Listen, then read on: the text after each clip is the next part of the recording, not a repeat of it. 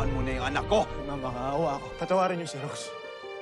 Sinubukang magpaliwanag ni Rose kay Sandra na hindi niya sinabi ang totoo dahil natakot siya na ayaw niyang mawala ulit siya sa kanya dahil alam niya kapag nagtapat ito ay magagalit ulit siya sa kanya na dahilan na lalayuan ulit siya ni Sandra.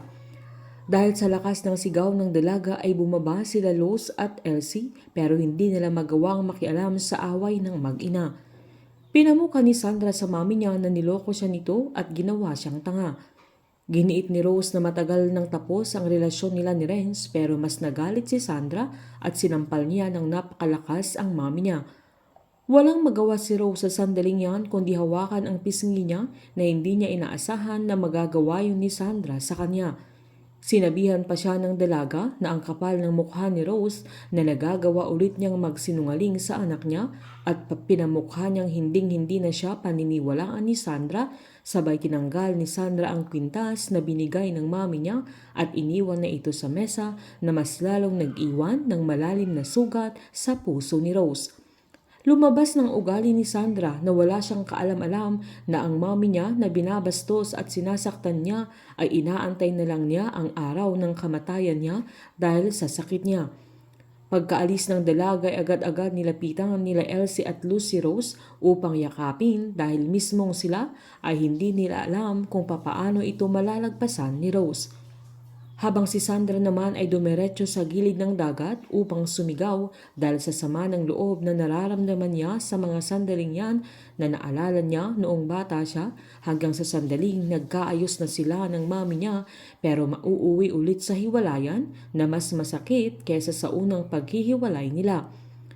Sa mga sumunod na araw ay pinuntahan ulit ni Sandra ang mami niya sa restaurant at giniit nitong hindi na pwedeng gamitin ni Rose ang pangalan niya sa restaurant nila na maging si Renz ay pinamigay na niya kay Rose.